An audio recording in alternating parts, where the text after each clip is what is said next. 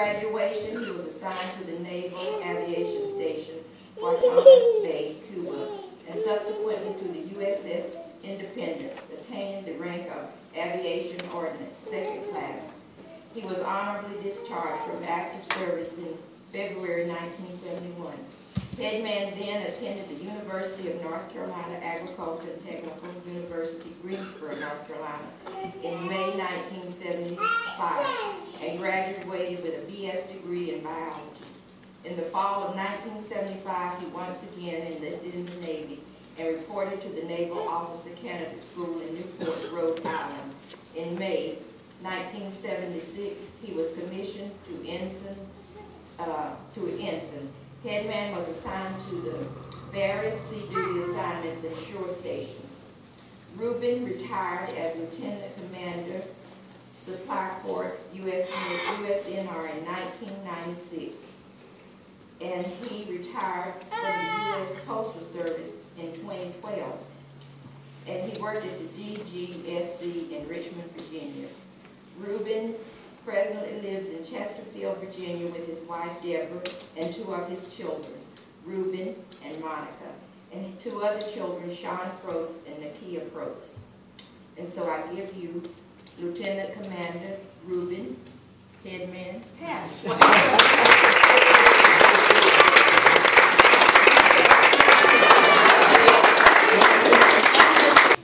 Today, as a free nation, we come together to honor the men and women who uphold our freedoms.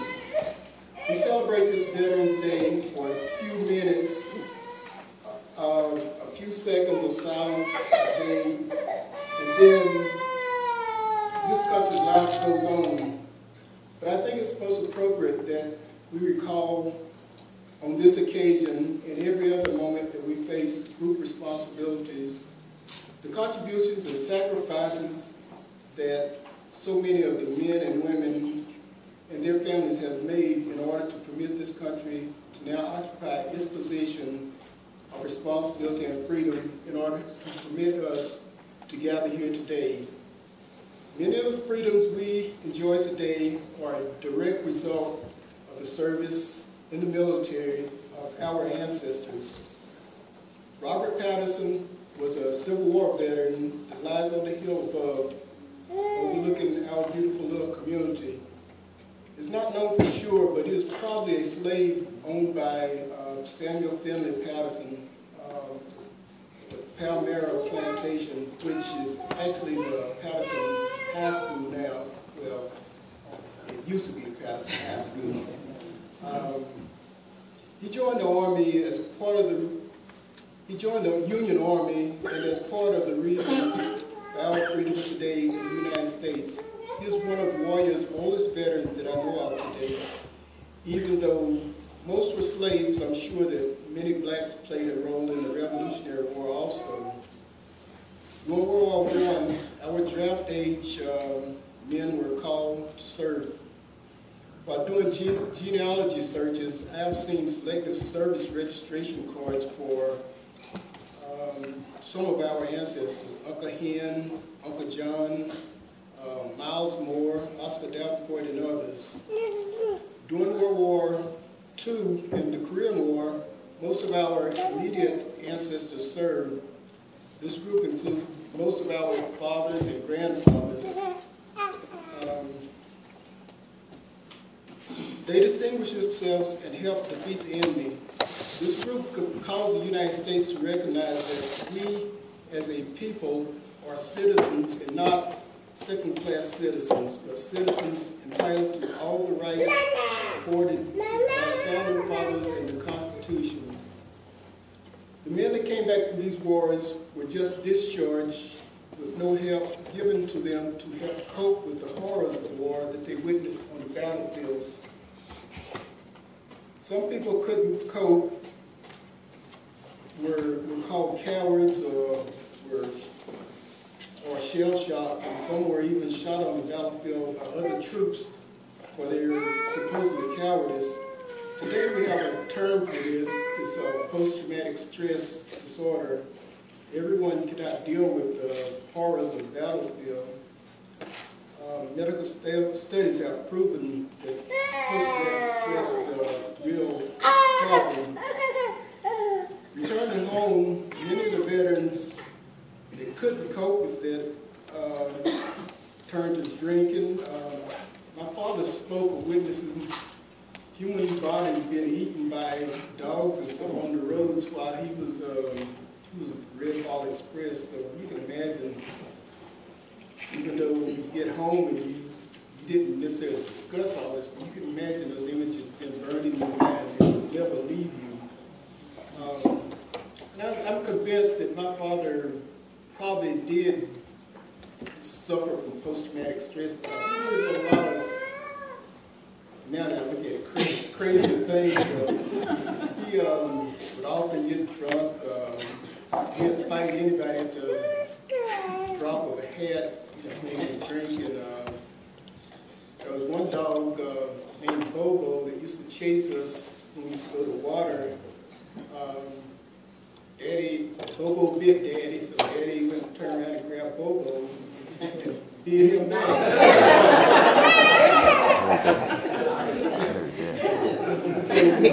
So Bobo would, run whenever he seen my father.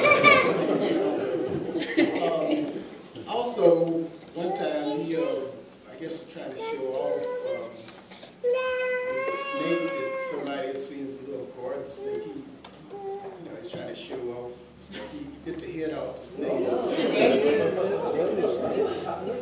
He used to do stuff like I said. He was.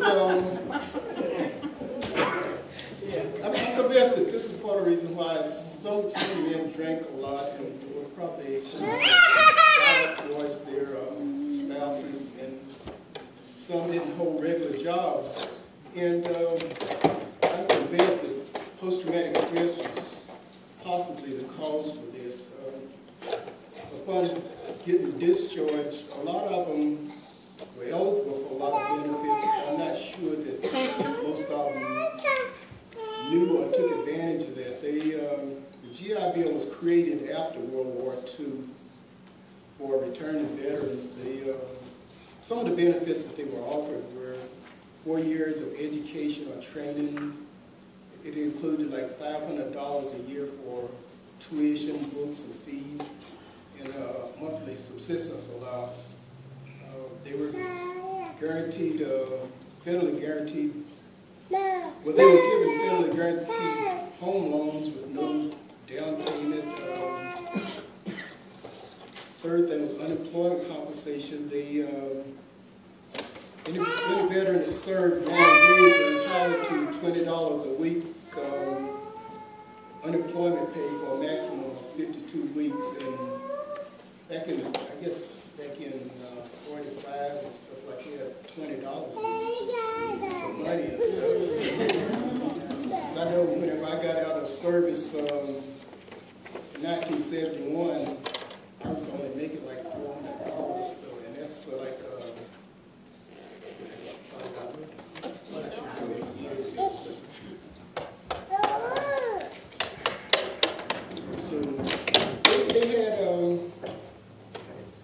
they had a rough time.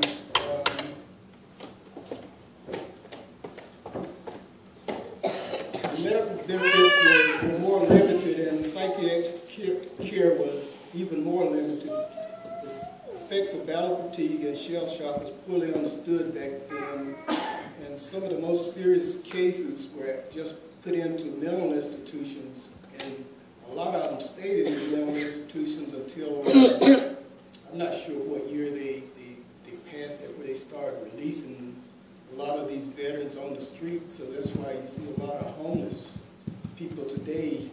In the past, they would put them in these mental institutions, but now they're free on the streets and stuff. He went to Vietnam to fight on the ground and stuff. And I think he actually, a lot of that lived with him, throughout his life, both physically and mentally. I know he had a lot of problems dealing with the VA and stuff before he finally passed away. during this time, America recognized that more needed to be done to guarantee the rights of citizens. If you were called to defend your country overseas but came home and had to fight a separate war to get a drink of water out of a fountain, sit at a lunch counter. We had our own little situation here, Sally's Cafe, which was right down the hill. The only place you could get a sandwich or something, or fountain drinks and stuff. And I used to work there cleaning up and stuff. If I went up there and wanted a sandwich, I had to go to the back door to get the sandwich. I couldn't order it from the front or drive up in a car like the white folks did.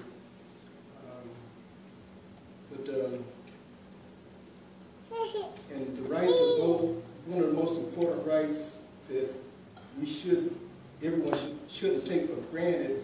I know this just past election, a lot of people didn't go vote, and as a result, paid for the next few years. It's a right that every veteran basically has fought for, and we need to start honoring that and go out to vote. My personal journey into the military began when I was at District 9. I think most of my reading skills came from comic books. I used to read Headman, Superman, Aquaman, Silver Surfer. And then I found in my grandmother's basement some books by, it's a series of books called Tom Swift. Tom Swift is this little boy that, you remember him, Jerry? But I would get those books and I would just read them. And it was Tom Swift. He's boy everything. He's a submarine traveler, pilot, he's a miner. He did everything. And I would go read those books, talk about all the exotic places he visited. And I don't know if y'all know, well, most of y'all know my father and stuff, though, but most of the guys could go out, go play basketball and stuff. I had chores I had to do. And he would send me up on the mountain, right up here, right behind his church, to cut trees and stuff, though. I'd carry my books up there. I'd lay on that hill where I could watch the road and read the books and just look at the clouds and travel all over, just imagine all these places. So, I guess that's part of the reason I wanted to go places, get out of, just out of the north. Up to then, though, I had never been out of, more of it, the Hickory, Boone, I'd never been.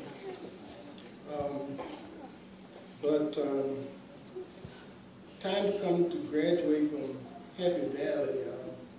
Most of my white classmates were advised to apply to go to college and stuff. And then my advisor, which was my chemistry teacher, told me you'd make a good auto mechanic. I'm one of the best persons in your chemistry class. Why are you telling me to go to auto mechanic school and telling other people to go to college?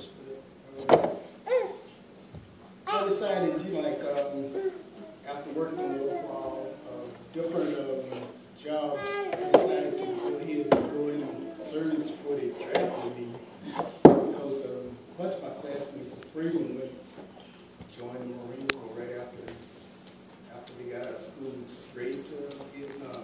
One of my classmates, Johnny Ferguson, some of them might be related to the guy killed, Herbert,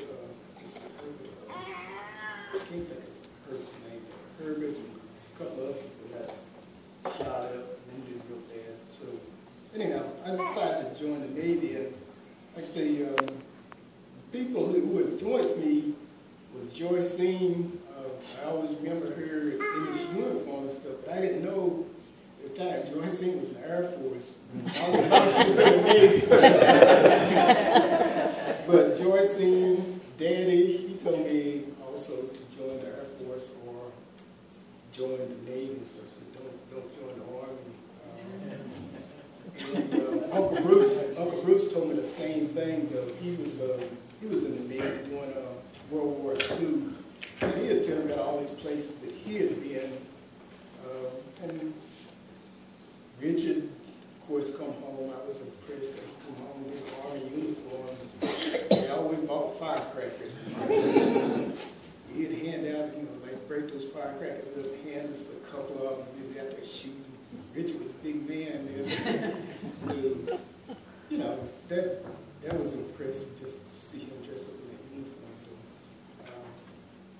I joined the Navy as a enlisted man, and after 18 months, I was promoted to E5. And this caused a problem because so a white guy that was also at the time E4, we sort of worked since he had been in service longer. He was senior to me, so I worked under him. And we both took tests for E5 at the same time. In the Navy, you have to take a test to get promoted. They just don't promote you. But anyhow, when the test results came back, everybody's test results came back except for mine. And this guy, his name was Good. He got promoted in December. But my promotion thing never came back, so he's sort of ragged on because, oh, you didn't make it and stuff. But finally, the results came back, and the Navy promoted people, and they didn't promote everybody at the same time. It was promotion period, October, November, December, January, February, March. He got promoted in December. When the results came back, when my results finally came back, I had made it in October, so that meant that I was his boss now. The senior chief was the E8 in the Navy, so I was deadly enemy then. I mean, even though they didn't really say it, they did everything to try to sabotage me and stuff. But I got transferred. This was when I was in Guantanamo Bay. While I was down at Guantanamo Bay, I ended up running into Major Law. He was down there to me to come back from. I'm not sure if he's come back from Vietnam or I was Vietnam. But I was stationed with him for a while. Later, I was assigned to the USS Independence. And it was there I sort of first got the idea about becoming an officer. I had about 9 months left, and they came up to me and asked me that I wanted to sign up to go to officer candidate school. We wanted to get more blacks as officers because the Navy didn't have many. And even when I got promoted, they still didn't have any. And a lot of the black officers naturally, started to catch hell and stuff because Navy, they had a lot of blacks in the Navy. Most of them were relegated to cooks, cooks and stewards, which clean up and, kind of menial stuff. But it was Admiral Zuma in Vietnam where they had some riots and stuff, and they tried to, promote the diversity in the Navy. So I was offered, but I had 9 months left to go, and all I could think about was warrior and Lord. They told me if I signed up, I had to take, commit for 5 more years. I wasn't sure at the time, though. So I told them I'd pass, and I went ahead and got out. But then I came home and applied for jobs. And, unemployment, you got to take and apply for jobs. So I'd go in there and I'd ask them for a job, a training position for, for management and stuff. But then every time I do that, we ain't got that. So I would then ask them, how about what you have on the work before? Are you overqualified?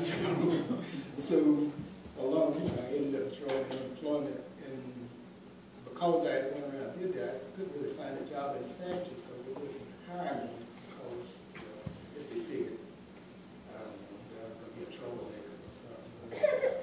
But anyhow, I went to A&T, and while I was there, I graduated. My school was paid for by the GI Bill and money that I had saved, you know, while I was on active duty. So whenever I got out of the EMT, unlike today and stuff, I didn't know anybody anything. But today, like my daughter was going to school, they got like something like $50,000 or $60,000 of loans and stuff. Even though I invested in this, what they call it 429 plan in Virginia, where you pay so much a month and stuff. Though, and the college tuition had risen so much it didn't cover, but anyhow,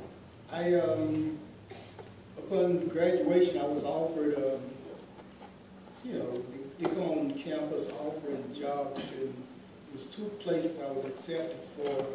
One of them was to Johnson & Johnson, like everybody knows Johnson & Johnson brand of pharmaceutical products, and the other one was a company called, well, they were from St. Louis, Missouri, and the other one was a place called Medtronics, who makes heart defibrillators. But I was walking through the student union one day, and I ran upon this guy that was on the ship with me that was offered, you know, both of us were offered to go to this officer candidate school. But I didn't take it, but he took it. So there he sits in the student union. He's already got, you know, he's already an officer and stuff. So he, you know, we talk and he talks to me, and you know, he convinces me it's the thing to do, which I'm glad I did run into him. After I got commissioned, one of the proudest persons in the world was my mother. She just loved showing off her son. And she would, I would come home and she would tell me, bring that white suit with you. When I'd bring the white suit on, you know, the dress uniform, she'd make me put it on and wear it to win Dixie. Win Dixie. Can I interject in the speech at the point he's at? You know he's got special meals for me. As a child, I remember he got the special oranges. He got the real good oranges. She would carry me like to work, Dr. Gibbons and Mr. Triplett, I'd have to wear my uniform, pick her up and stuff. But you know, it used to embarrass me. But you know, now I think about it, she was just proud of me and stuff. Like I say, during that time, Lord, it was irritating. David's been good to me. I've been to many countries that I would have never seen or visited in any other service. Well, other than the Marines, you might get to do the travel. Air Force. And, I know you travel a lot, but I'm saying. All right. In the Navy, probably every 2 or 3 weeks, you're in different countries. So, been to Russia, Israel, Africa, like Egypt is Africa, so like that, Yugoslavia, Turkey, Israel, and many other places, Brazil, Mexico, Jamaica, eventually Cuba, and Puerto Rico. It's on and on.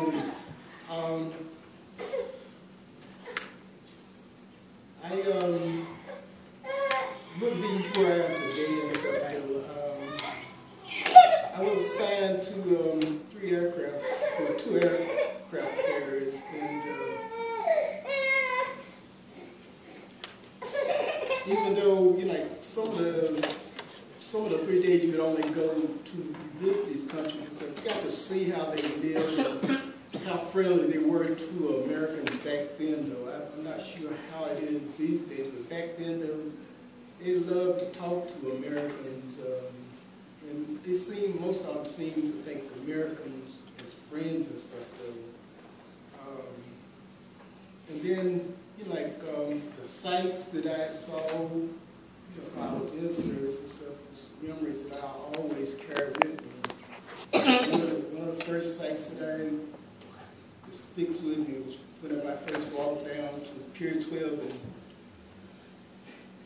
and Pat would remember this. I walked down to Pier 12, and there's 2 aircraft carriers parked side by side, and I'm walking through there, and I'm looking up at the top of them like this and stuff. And I said, "Oh Lord, what have I got myself in?" But when you get out there in the ocean and stuff, and you think that was big, though. You get out there in the ocean, and you get in these storms and stuff, and be sitting on this ship and stuff. And I don't know if most of you know where we used to live at, like looking up the top of this hill over here, you could be sitting on an aircraft carrier. Aircraft carriers stretch from here down to Celsius Creek, Celsius Town, the road down there, you just stretch down. That's how long they would be. But you be on that ship, it's like you're sitting down there at my house, looking up the top of these waves, like on either side of you. You say, Lord. That's stuff that I always remember. I remember because it shows you that man is sort of insignificant and stuff. We're here, but the power of water and other forces in nature is nothing we can compare it with. On Veterans Day of 2014, on this day of remembrance, let us pray in the name of those who have fought in this country's wars, and especially the Civil War, First War, Second War, Korean War, Vietnam War, the Iraqi and Afghan wars, and all other military actions, that there will be no more veterans of any further war, not because all have perished, but because all will have learned that, to live in peace in the world. Once again, I salute all the warrior veterans, living and dead. It's a grateful country. Thanks you.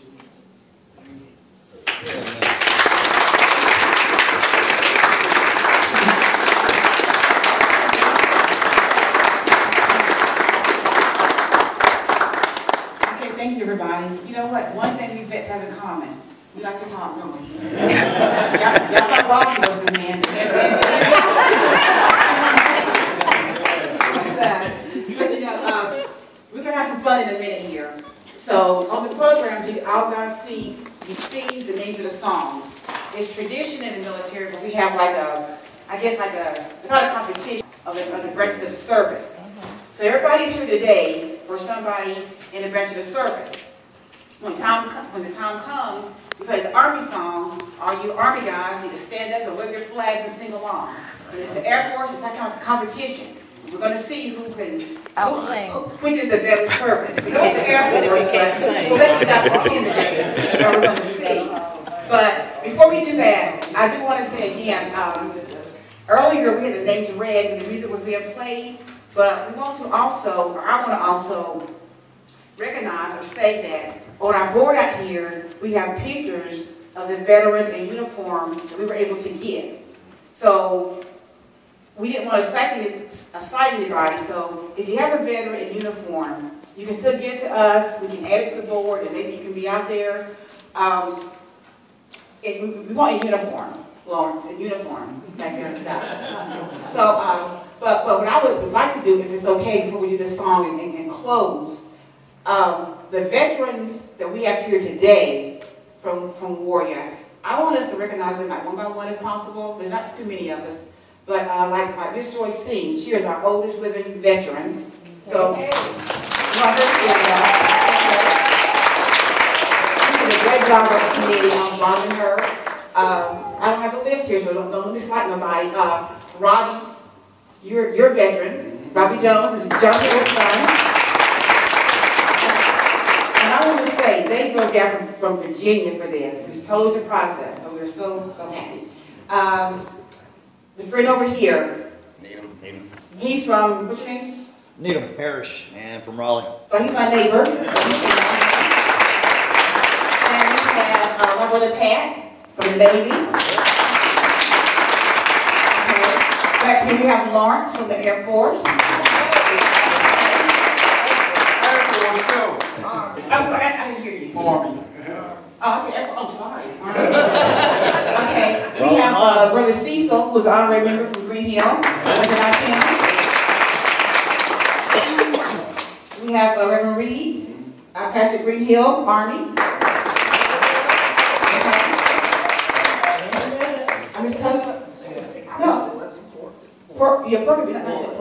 Okay, but we have all the names. I don't have the list. Who? What more? Pat Patterson, Hooker's boy. Yeah, he was in the Army. Okay, well, get that to me. Yeah, I will. I'll be sure to. Because I was on Facebook and told y'all to send me that stuff. Yeah. Okay, and I was in the Air Force.